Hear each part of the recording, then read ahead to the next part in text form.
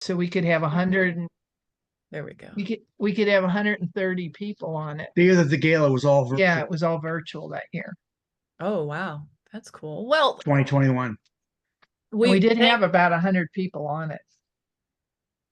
Well, we'll work towards that. We're small and miney today, and there's nothing wrong with that. That means that everybody needs to participate in the debate. But I want to welcome everybody for showing up today for our third Sherlocki-Ann meeting, which means we've completed our first year of Sherlocki-Ann meetings, although we started in November, so technically it'll be the next meeting we can say we're honestly here for a year. But this is our 3 meetings a year. Anything that begins in the A or an N is when we have a meeting. We thought that was funny, but so welcome. And I do want to shoot it back to Ann for any updates, news. Anybody wants to share any news, please raise your hand. Now's a good time. Well, we have officially been given the scion status of the Baker Street Irregulars. So I talked to Peter Blau when we were in St. Louis, and he had already done it but forgot to tell us. So it's actually been in effect since probably February, but he just forgot to tell us. So I will go ahead, and he's mailing us the certificate. He says He's mailing us the certificate.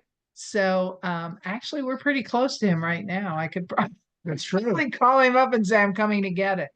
But but we are officially the Sherlocki-Anns are a scion of the Baker Street Irregulars. Wow, that's huge. Who knew? It started out as more of a joke in at a conference. Yep, St. Louis in front of the fireplace. Yes, Al.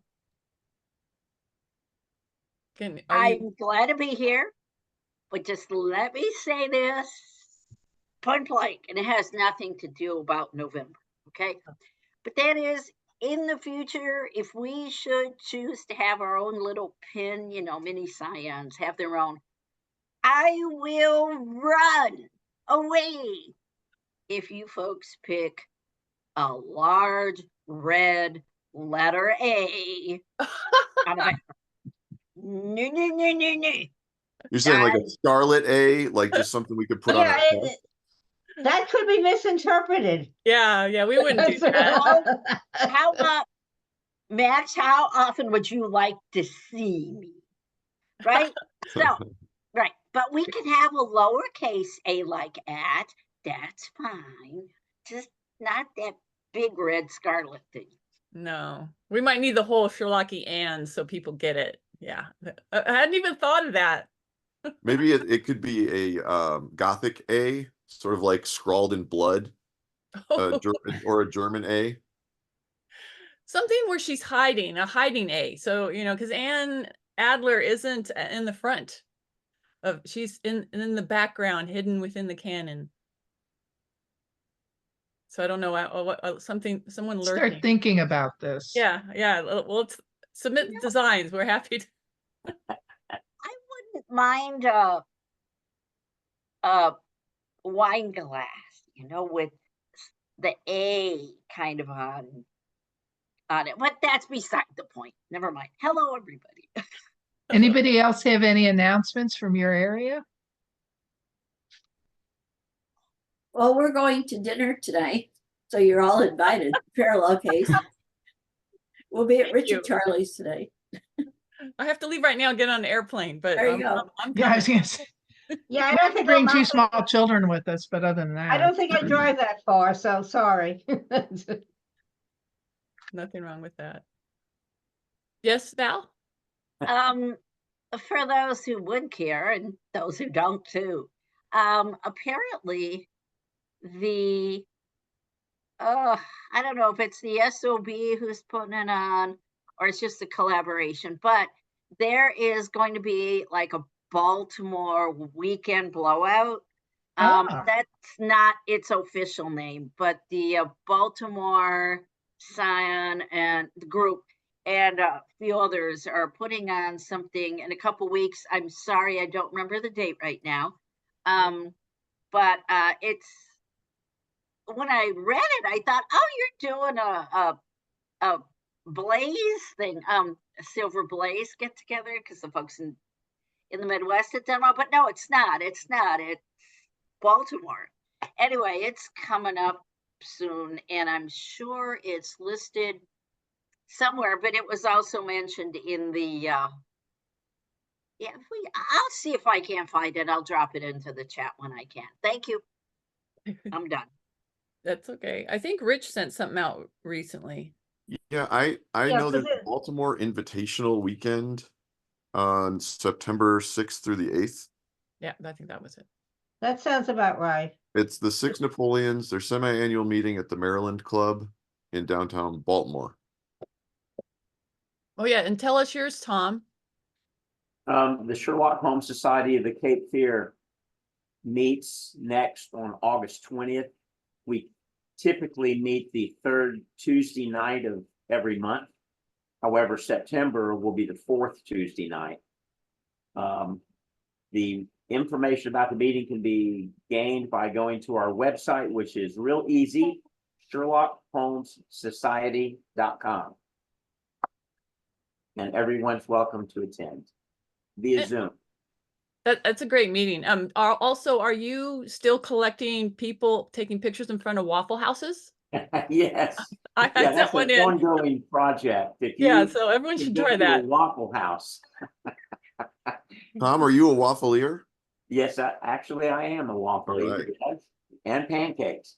Both. Oh, I mean, are you an official 221st Southumberland waffleier? Oh no, I'm not. What? Great idea. So Yeah. that is a Scion Society that was started, I think, by Steve Mason and Yeah. crew. I'll be But darned. anytime you attend a Sherlocki-Ann gathering where you have a breakfast of at least one Sherlocki-Ann and a waffle, you are then eligible to become a 221st Southumberland waffleier. There's a Facebook group, but just mention it to Steve Mason and he'll. Yeah, don't you have some pictures of Steve Mason with a Waffle House too on your? I thought you were connected with that. He's on my website. Yeah, if you go to Facebook, there's a whole Southumberland waffleier group with everybody posting their own pictures of events and Cool. a bunch of Sherlocki-Anns in Waffle Houses. Very good. Excellent. I like Waffle House. Yeah. That's cool. Well, Also, anybody else? Sorry. We all, can I add one more thing? Yeah, definitely. We also have a ongoing project where we're asking Sherlocki-Anns to go to our website and go to the section where you can tell us which character of the canon you would be if you can go back to the 1890s or early 1900s and choose a character. It can be Holmes, it can be Watson, it can be Lestrade.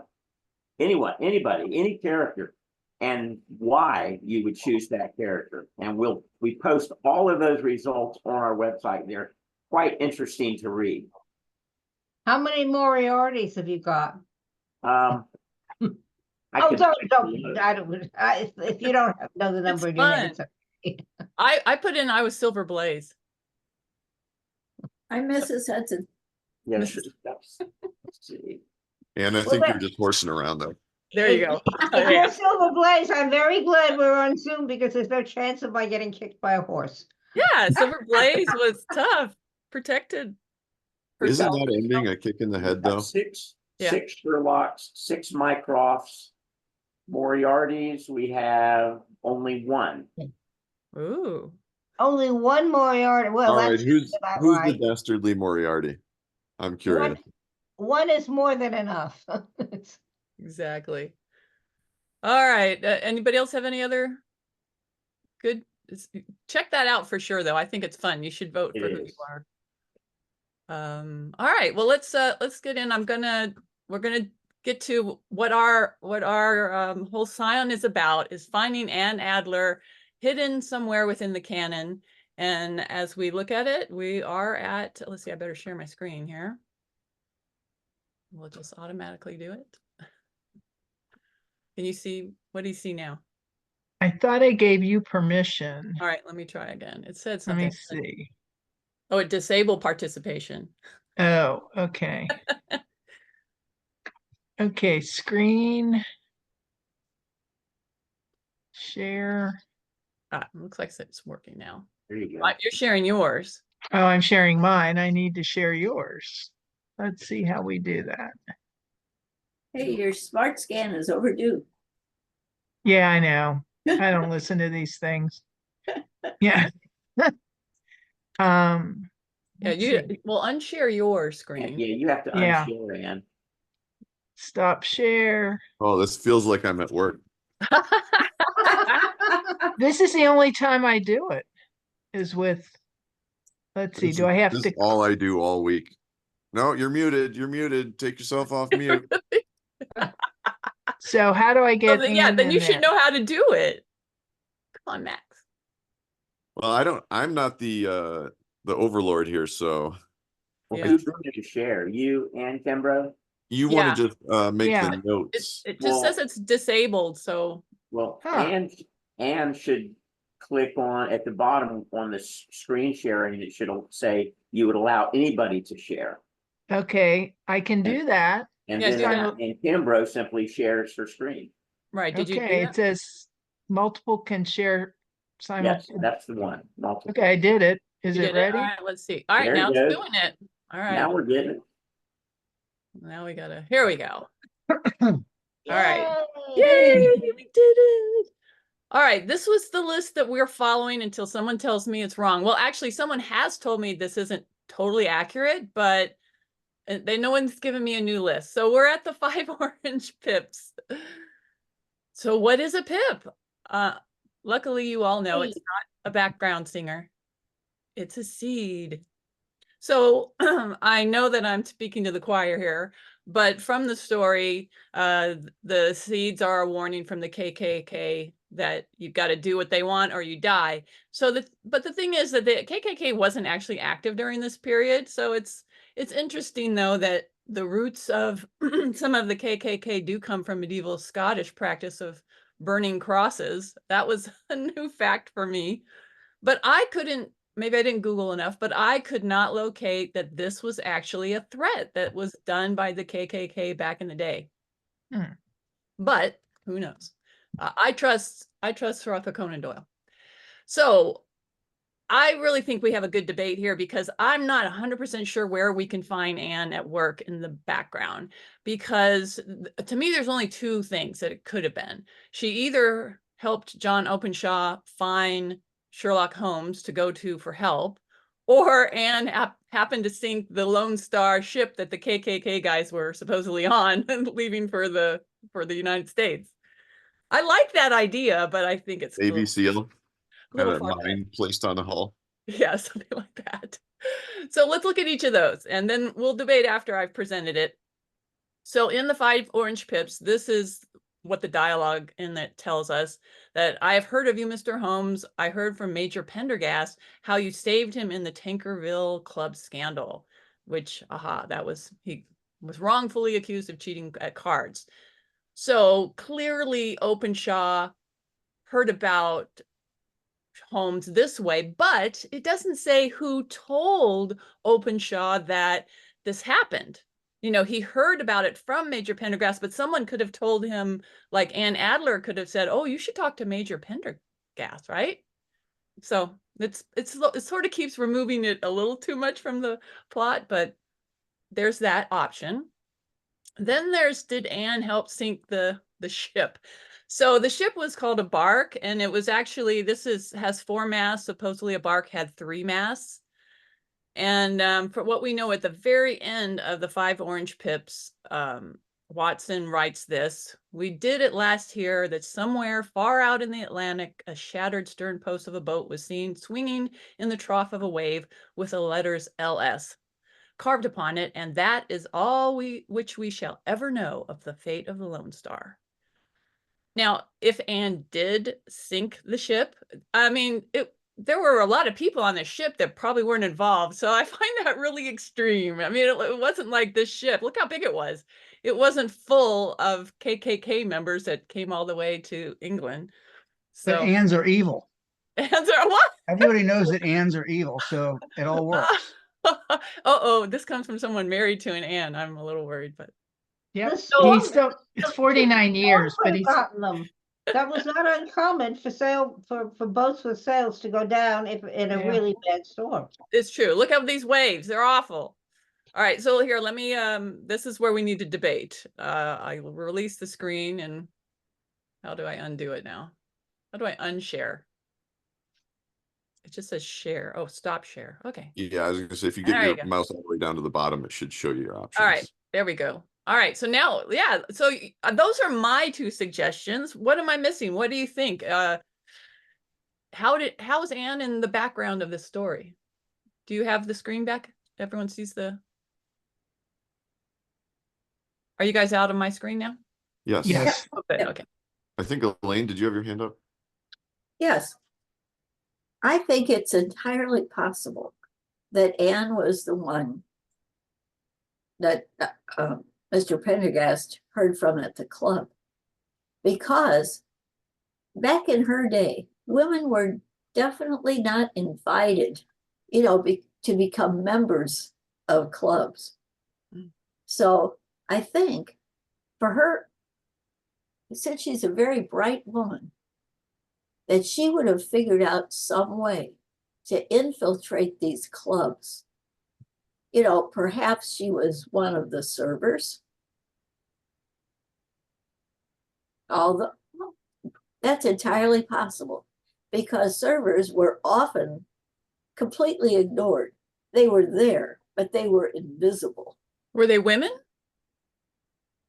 I would imagine there could have been, because who cleans up or cook, and everything better than a woman, according to the chauvinistic men in these clubs, So she would have just been able to go around dumping the ashtrays and listen surreptitiously to everything that was going on. So I think this may have been a good way that she would have gotten a lot of information, throughout the canon, because there's clubs all the time. Although I think she's still figuring out how to get into the Diogenes Club. But there were probably several clubs that she moved around in. I like that theory. Anybody else want to make a case for? Yes, Max. She's the one that was eating the oranges. One of those For the Ku Klux Klan? Yeah, well, no, she's just eating oranges and she's tossing them out, right? And somebody Yeah. picks them up and throws them in an envelope. I think it was all a big misunderstanding, personally.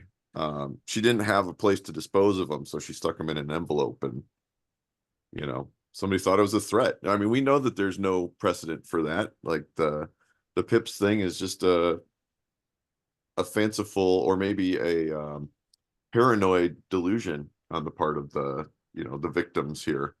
So yeah, she's just eating an orange. So nobody was murdered. They were just accidental deaths. Yeah. Huh? That's good. Hey. That's definitely a third option. Have you ever noticed how much Max McGee looks like Professor Moriarty? So he Yes, was. there's definite. Well, No, definitely- Keep that in mind when you listen to his theories. Well, I've got some really good frontal Moriarty, lobe McGee, they development. both start with M. Is that a coincidence? Uh-huh. Ah, I mean, Yeah. if you How had could a it great be? grandfather who was Moriarty, you would change. When he came to America, people changed their names. They do Absolutely. that all the time. Yeah, no, it's actually pronounced Moriarty. The spelling was really screwed up at Staten Island. Yeah, I know. My name used to be Smith. I have another interpretation. Yes. Actually, two. Is it okay? Well, Yes. Okay.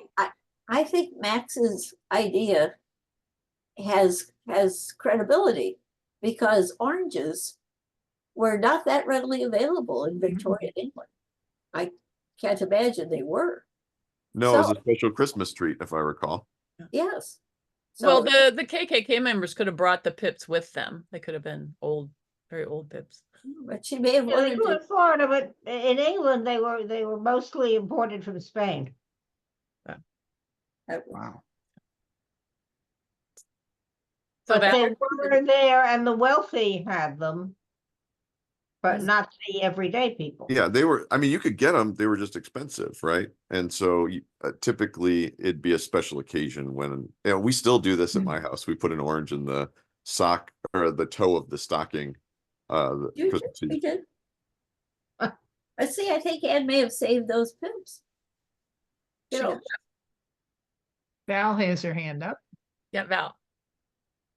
Well, I have two, but Okay. I'm going to do the more I will state, as I had started to do before, the more outrageous. And I think stories have been written along the line. I mean, pastiches, but the first I would say that is more outrageous and would fit in well with Max is, you know what? Anne is really a jilted lover of not Moriarty, but either his son, of whom he never speaks, or a brother of whom he never speaks. And she knows that he's a little, to snatch a phrase in use today for November, he's weird. And he's hanging out with a bunch of weirds. So she's trying to pick her way very cautiously, but she'll move cautiously to make many of his wrongs to be rights. And she's doing this by her behind the scenes, but nonetheless sneaky, delightful, nefarious role. Okay, that's number two, and that could be a whole other rabbit hole we go down. But the first one is I'm piggybacking on. We've been having these discussions about Anne being she could be at what was described, a server and in the clubs. Well, or she could be a cook. I think one of the ones we were looking at is she could be an itinerant kitchen aid lady, the rent-a-cook's aide, so to speak.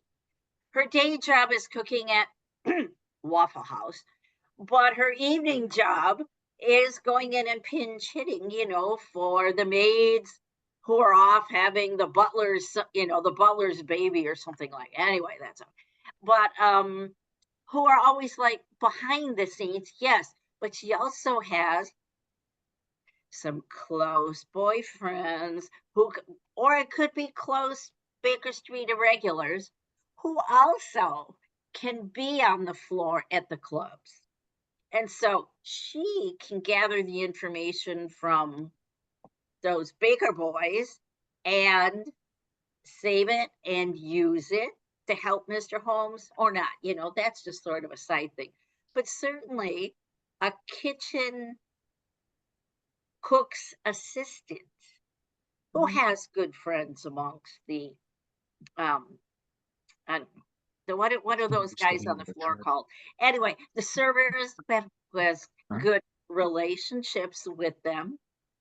That's where we might find Miss Anne too. Remember, she has as flexible a wardrobe and the art of disguise and so on, completely from Sherlock. Personally, I like it, the jilted lover of one of Moriarty's clan a little better. But anyway, there are two outrageous ideas. The evil Anne. This is the first time that's popped up, and I blame Dan. No, but it's good. We should consider it. I mean, but Moriarty, you think then is involved in this, and he was faking this KKK connection. I mean, because think about it, they had to travel all the way to England to get this revenge. It is a bit far-fetched that they would do that, but supposedly they had this family had somehow destroyed the KKK, so they were left with nothing but revenge on their hands. Well, and was that revenge, or were they afraid because of they thought he had all those papers and were going to use them? Yeah, If it wasn't revenge. He It was was afraid a of the papers. prevention He of wasn't, it wasn't what he did, it was what he knew or what he what his had grandpa. evidence Well, of. I meant Sure. revenge for what he took from them. Whatever the papers were, it had to be something that destroyed the KKK. Yeah, but I think they were more frightened than anything else because they never knew when he might send those papers back to the States and get people who nobody even suspected thrown in jail. Good point. That's a very good point. But so then it would have to be some people directly. I don't know. Well, you said they were rich people if they had oranges, so they had to be pretty rich to fund that kind of expedition. Yes, Matt. No, they Well- grew, oranges grow in Florida and always did. Oh, I just meant There to is- travel. It's a long trip. I'm going to actually do something, introduce a concept to this group that I think is appropriate here. It's called yes and, which is improv technique where you never like say no, your theory is invalid. I'm just going to continue rolling on top of what Val just said, and actually pack a little more into the silly theory about the oranges.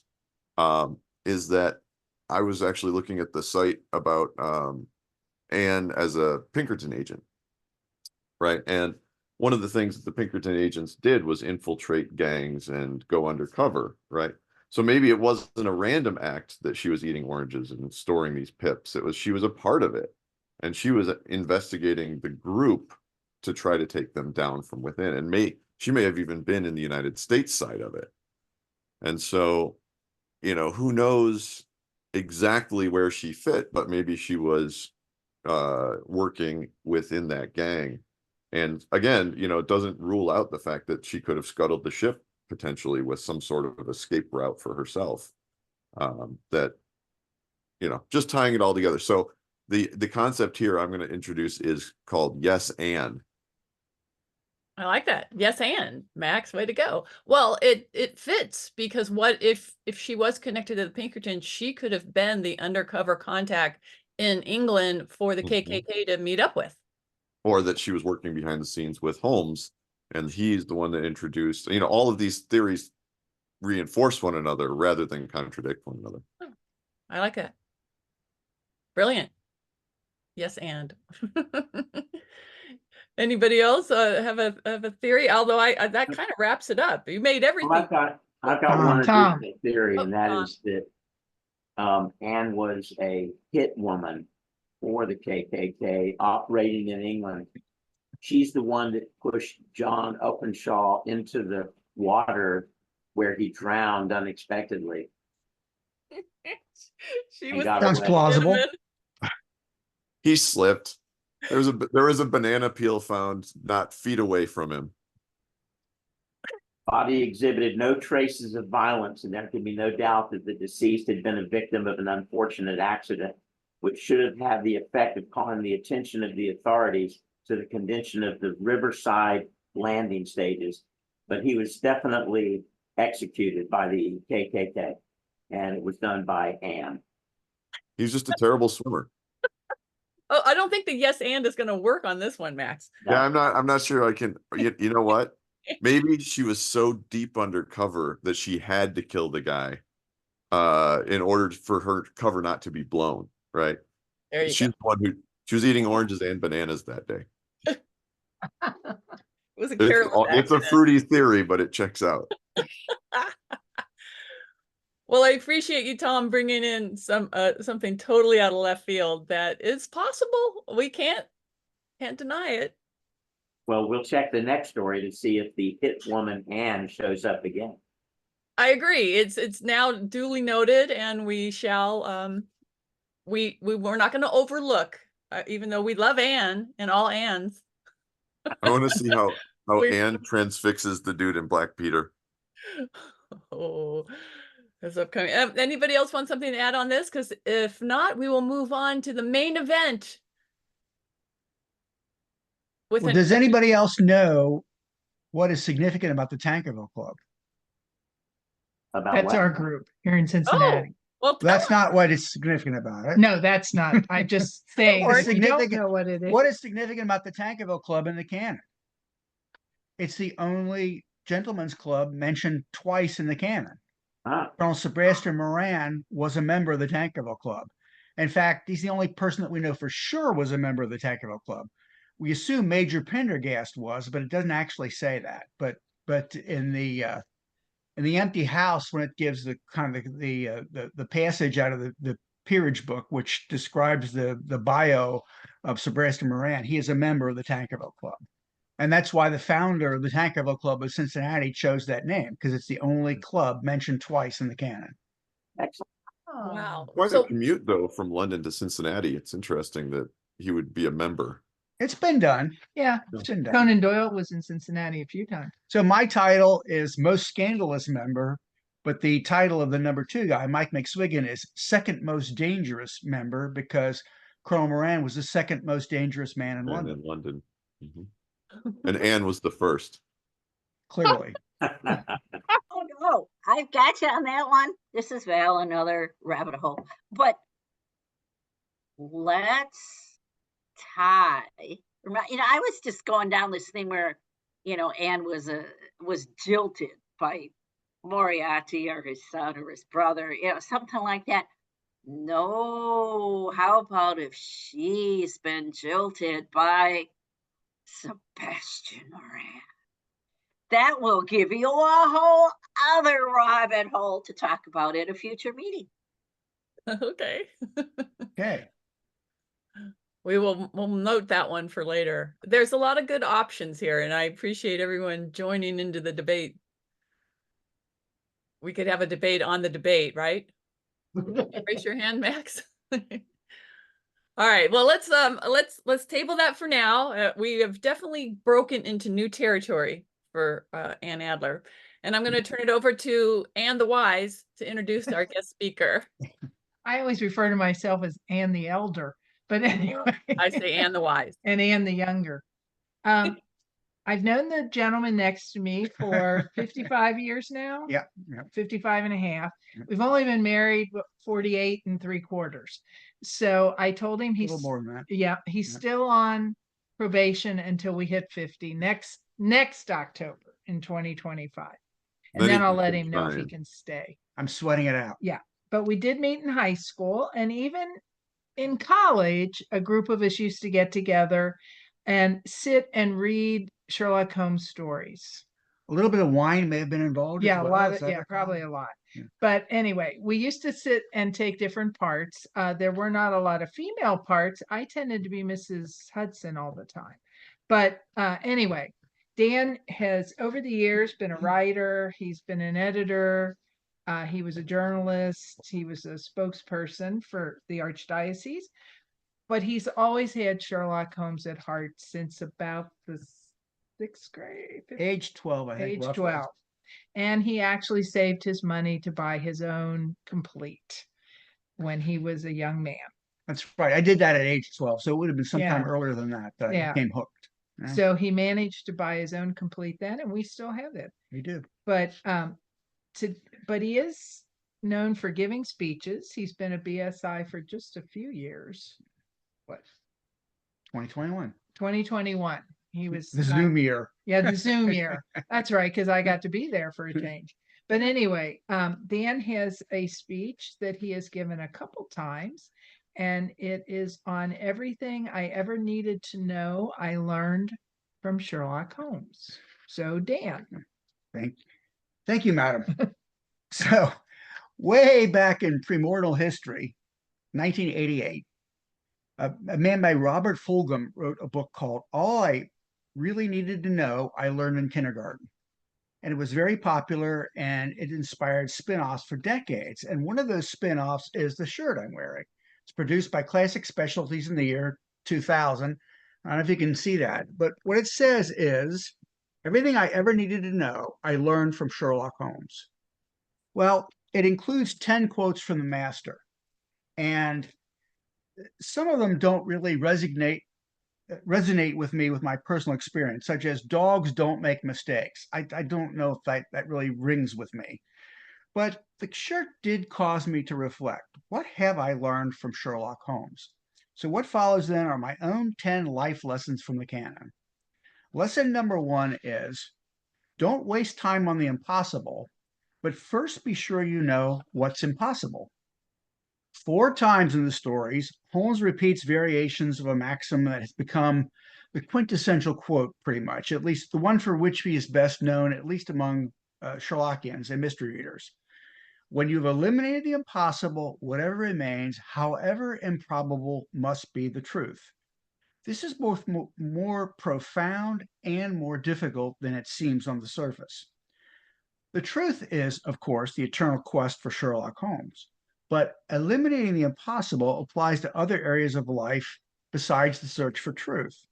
Sometimes, for example, in pursuit of a goal, it's necessary to figure out along the way what's impossible and what's just very difficult.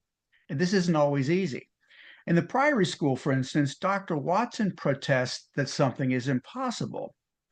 It is impossible, as I stated it, Holmes replies, and therefore I must, in some respect, have stated it wrong. So eliminate the impossible, but not necessarily the merely hard to do, and make sure you know first what is impossible. Lesson number 2, pay attention to what's missing in a situation as well as what's there. We all know that passage from Silver Blaze by heart pretty much. Is there anything to which you wish to draw my attention? To the curious incident of the dog in the nighttime. The dog did nothing in the nighttime. That was the curious incident. The dog didn't bark because he knew the intruder. Something that should have been there but wasn't, the dog's bark, provided a major clue to the solution of the crime.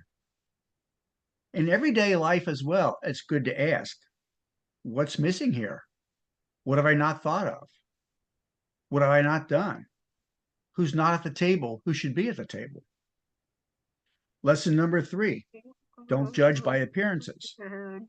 We've all heard this, but Holmes has a particularly striking way of putting it. It is of the first importance not to allow your judgment to be biased by personal qualities, he warns Watson in The Sign of Four. A client is to me a mere unit, a factor in a problem. The emotional qualities are antagonistic to clear reasoning. And here comes a great line. I assure you that the most winning woman I ever knew was hanged for poisoning 3 little children for their insurance money, and the most repellent man of my acquaintance is a philanthropist who has spent nearly $250,000 upon the London poor. In today's mystery stories, the murderer is most often someone who's suspected at least once, but discarded because of an alibi or seeming lack of motive. But back in the golden age of detective fiction, which was approximately 1920 to 1940, the murderer was almost always the least likely person. The apex of this was probably the Agatha Christie novel, in which the narrator turned out to be the killer. Not all Sherlock Holmes stories feature a least likely murderer, but many of them do. The killer in The Hound of the Baskervilles, for example, is almost a comic character until the end. In The Norwood Builder, spoiler alert, the presumed dead man turned out to be instead to be the villain of the piece. It isn't only people that can present a deceptive appearance. In The Copper Beeches, Holmes fills Watson with horror by this comment. It is my belief, Watson, founded upon my experience, that the lowest and vilest alleys in London do not present a more dreadful record of sin than does the smiling and beautiful countryside. So, appearances deceive. Lesson number 4. Other people do judge by appearances, so perception is everything. Already in their first shared adventure, A Study in Scarlet, of course, the young Holmes sagely remarks to Watson, what you do in this world is a matter of no consequence.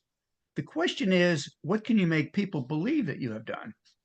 Holmes always gives the impression that, for him, as he once put it, the work is its own reward. He often tells Scotland Yard officials that they can take the credit. And Watson, more than once, says he averse to publicity. And yet, note that Holmes always makes sure that Watson is at his side, so he can later write an account of his triumph. He's quite insistent about this, and never more so than in that famous telegram at the beginning, at the beginning of The Creeping Man. Come at once if convenient. If inconvenient, come all the same. Now, there are several reasons why Holmes desires Watson's company. He makes a great sounding board. bored for Holmes's ruminations pondering a case, and certainly Watson's army training makes him a good man to have in a tight corner. But I think Holmes mostly wants him around as his admiring biographer. Watson is never less than adulatory, even when Holmes speaks harshly to him. And as early as A Scandal of Bohemia, Holmes says, "I am lost without my Boswell." Samuel Johnson was famous before James Boswell wrote his Life of Johnson, but he probably wouldn't be nearly as well known today if Boswell had stayed in Scotland and never met Johnson. In many of the Holmes stories, think of this: clients and villains make it clear that Holmes is well known as a detective. "I've heard of you before," says Dr. Grimsby Roylott in Speckled Man. "You are Holmes the meddler." Where did he hear of him before? It wasn't from the newspapers. They always lauded Scotland Yard and either ignored Holmes or mentioned him only in passing. No, Holmes's carefully cultivated reputation comes from Watson. "I hear of Sherlock everywhere since you became his biographer," Mycroft tells Watson. In one of the last stories written, excuse me, The Problem at Thor Bridge, Holmes tries to put off a former American senator by saying, "I do not think I am in need of booming." Well, of course he wasn't. He was boomed by Watson for decades by that time. Lesson number 5. Logical thinking will separate you from the herd. In chiding Watson for the sensationalism in his accounts of their cases, Holmes says, "Crime is common, logic is rare. Therefore, it is upon the logic rather than upon the crime that you should dwell." I don't know how the crime rate today compares to Victorian England, but I strongly suspect that logic is even rarer now than it was then. We do not live in an age of great debates. Discussion of major issues, whether social or political, at every level, quickly comes down to a battle of a priori reasoning, cliches, name-calling, and emotion-based bumper sticker quotes. Anybody who can think, speak, and write clearly will stand out today. Whether that will get you anywhere is another issue. Lesson number 6. Get all the facts before you make up your mind.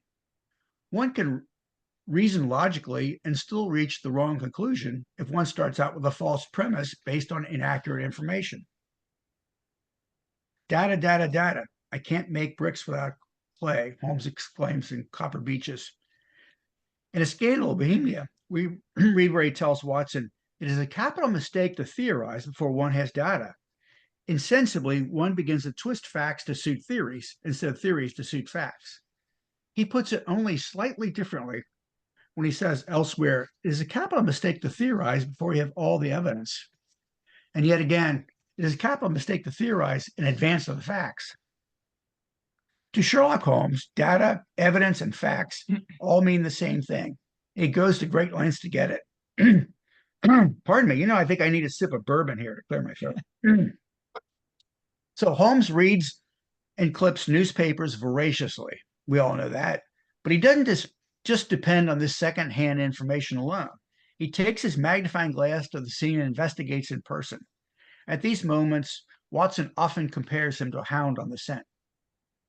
Today, facts are both easier and harder to come by than ever before. In the age of the blogosphere, social media, and 24-hour news channels, you can get facts to support whatever conclusion or ideological stance you've already reached. You can also learn more than you ever wanted to know about celebrities you never heard of. But at the same time, finding meaningful data devoid of spin is a bigger challenge. It's hard to change a mind that's already made up, often based on little or inaccurate data. It's not that facts are hard to come by, but we live in an era of selective information in which many people have chosen to limit their input to data with which they already agree. Lesson number 7. Continuing education is a lifelong project. Sherlock Holmes could be the poster boy for this. Even in retirement, he continued to study, although, of course, then he was studying bees. What he called the magnum opus of my later years, produced before he had even turned 60, was that book on bees. That was some years after he tells his friend Watson in the Red Circle, "Education never ends, Watson. It is a series of lessons with the greatest for last." Lesson number 8. Rounding up here. Truth really is stranger than fiction, and even fictional characters know it. Sherlock Holmes put this in a way that could hardly be improved upon. "My dear fellow," he tells Watson in A Case of Identity, Life is infinitely stranger with anything which the mind of man could invent. We would not dare to conceive the things that are really mere commonplaces of existence. Good fiction writers know that just because something happened in real life, that doesn't mean it would be plausible in fiction. Lesson number 9. The difficulties of life constitute a mystery that even Sherlock Holmes couldn't solve. Tragedy is the detective's meat and potatoes. As a man who prides in logic above all else, Holmes strives to keep the emotions out of the equation. But once in a while, his cold veneer cracks, and we see the emotions beneath. Thus, at the end of the particularly sad cardboard box, Holmes breaks out with his cri de coeur. What is the meaning of it, Watson? What object is served by this cycle of misery and violence and fear? It must tend to some end, or else our universe is ruled by chance, which is unthinkable. But what end? There is the great standing perennial problem to which human reason is far from an answer as ever. This is indeed a puzzling question, one that philosophers and theologians have been tackling for centuries. The great detective only asks the question. He doesn't offer his own solution. And he doesn't have one, probably. Lesson number 10, remember the flowers and what they represent. This very realistic view of life that Holmes had did not leave him a pessimist. That much is clear in the Naval Treaty. We find him there in a particularly philosophical and theological mood, perhaps because Arthur Conan Doyle believed when he wrote it that it would be the penultimate Sherlock Holmes story. In the next one, Holmes was slated to die. And Conan Doyle at that point didn't know that he would eventually be coming back. He says to Watson, our highest assurance of the goodness of Providence seems to me to rest in the flowers. All other things, our powers, our desires, our food, are all really necessary for our existence in the first instance. But this rose is an extra. Its smell and color are an embellishment of life, not a condition of it. It is only goodness which gives extras, and so I say again that we have much to hope for from the flowers. If Sherlock Holmes, who Dr. Watson considered the most perfect reasoning and observing machine the world has ever seen, could take time to smell the flowers, why can't the rest of us? So those are my 10 life lessons from Sherlock Holmes. Don't waste time on the impossible, but first be sure you know what's impossible. Pay attention to what's missing in a situation, as well as to what's there. Don't judge by appearances. Other people do judge by appearances, so perception is everything. Logical thinking will separate you from the herd. Get all the facts before you make up your mind. Continuing education is a lifelong project. Life really is stranger than fiction, and even fictional characters know it. The difficulties of life constitute a mystery that even Sherlock Holmes couldn't solve. And finally, remember the flowers and what they represent. Those are my 10 life lessons from Sherlock Holmes, but keep reading the canon, and I'm sure you'll find your own. Thank you all. Well done. Well done. Yes, excellent. When did you write that? When did you write that? Oh, I don't. That's a very good question. Are we talking decades? No, I years? really started years. I started doing a number of talks when my first mystery novel came around in 2012. It would have been sometime in the last 10 years. Okay. It's very good.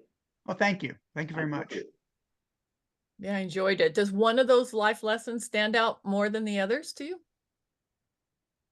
Well, at my age, I think take time to smell the flowers is a pretty good one. Yeah. I love that you included that one. The others were very heavy, but that's a really important one. I think Sherlocki-Anns especially embrace that. Yeah. And it's interesting at that point in the story, it just seems to come out of nowhere. And Absolutely. Some people wonder, well, what's he doing here? Is he really trying to distract them? Or no, I think he really means it. Mm-hmm. The Jeremy Brett interpretation is wonderful too in the Granada, where I don't know if you've read was it called Bending the Willow, the memoir? Was it Michael Cox wrote about the president or the production? But it was Jeremy Brett himself that insisted that must stay in the picture. So I think that's just another wonderful. It embraces what you're saying, that the rose stays in the picture. There's people, this is a good example of people reading the canon the way they want to, or their, how it's, their own perspectives change things, or color things. I've read numerous arguments that Sherlock Holmes is an atheist. I just can't see it. I don't think that's the case, and that has nothing to do with my own religious preference. I just think many places when he talks about a deity, I think he really means it. I don't think he's just talking some symbolic way or whatever. But that's a Agreed. good example of it, I think. Yeah, I don't necessarily take it as a Judeo-Christian deity. I think he believes that there's a creator and that there's Yeah. a force that Yeah. intentionally implemented what we have now. I have no idea what his theology would have been, but I Right. do think that he thinks there's something else out there. He absolutely that's was pretty conversant clear. with the scripture, though. I mean, that's clear from, is it The Crooked Man? Yeah. Where, Yeah. David. Yeah. And And yet- probably an Anglican. To take the opposite side, you could say he's wrong because the reason that the rose has color and scent is to attract pollinators so that there will be more roses. Yeah. It's That- it's not for us. And it's not And it- frivolous. Yeah. Yes, it happens to make our lives nicer to have beautiful flowers. Yeah. But from the flowers' standpoint, they don't care whether we like them or not. They Yeah. just care.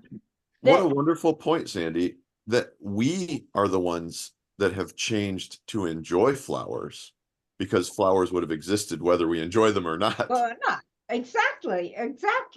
Lovely and- shirt for the occasion, by the way, you and I both. Yeah. Oh, yes, I did not think what I was wearing today. I just put Yeah. it on. From a scientific point of view, what he says is not correct, but there's still a philosophical point there underlying it.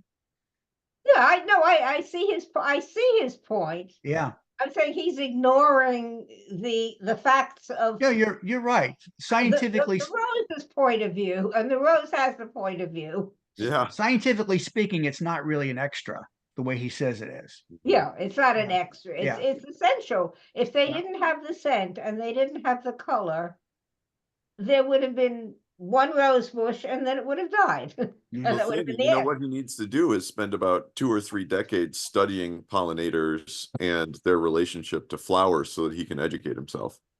He was a beekeeper. Better him than me. And you, oh, Sandy, I'm sorry. Did I cut you off? No, that was Oh. it. It's better if you're going to spend decades studying that. I would be happier if he did it than if I had to do it. It's all.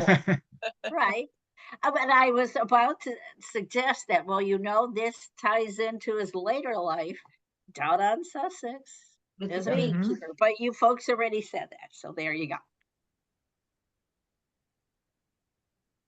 Dan, you touched on something. I think it was Tamar in her toast on was it the Friday night? No, the Saturday night dinner at Yeah. Yeah. He quoted Martin Buber. Yeah, well, that when we read the canon, it changes us. And I've been thinking about that ever since that toast, but it's absolutely true that the reason that we are together communing on a day like this, talking about flowers, is because we read the canon, right? And so we impose ourselves on the canon, but we don't realize the canon is imposing itself on us as we do it. Great point. Oh, wow, guys, it was Well, really thank you good all. discussion. And thank you, Dan. That was excellent. I know you say you've given it before, but I think when you keep sharing stuff like that, it just grows and becomes richer. So I appreciate you coming to us. We're going to close out with Sandy to give us a lovely limerick. Okay. I only do stuff from scripts. Sherlocki-Ann friendship. Rereading the canon does tend to offer us learning with no end. But what is much more than the stories galore is each wonderful Sherlocki-Ann friend. The end. Yay. Thank you. Bravo. I named a department store after Sandy Cozen in one of my novels. One of my mystery novels. I'm trying to Is it remember. Cozen? Yes, I saw it in Yeah, there. we talked about Because that. I have them all. I have them Yeah. all. I know. You That's also why wrote- I did it. You wrote a James Fillmore book that I need to pick up the next time you have a table, Dan. Okay. Remind me, and I'll be sure to bring a copy. Okay, because I Yeah. think the last time I looked, you didn't have one with you, so I will. Is Okay. Dayton next? Yeah, Dayton. Dayton. Or no, the No. next one will be New York. New York. Okay. Very good. Except what you don't know is that I'd probably be a terrible salesperson. You're just Well, that's the okay. owner. That's not what I want. I say, okay, go someplace here to myself. It's Just all right. go- It was a closed department store, no longer in business, so it doesn't Yeah. matter. Perfectly With somebody like me running it, of course. Dan, this is Val. I have a question for you once the recording ends, okay? Okay, well, I can do that now. Oh, there's going to be a bunch of swearing. Yeah. But thanks for joining us. I'm ending the recording now.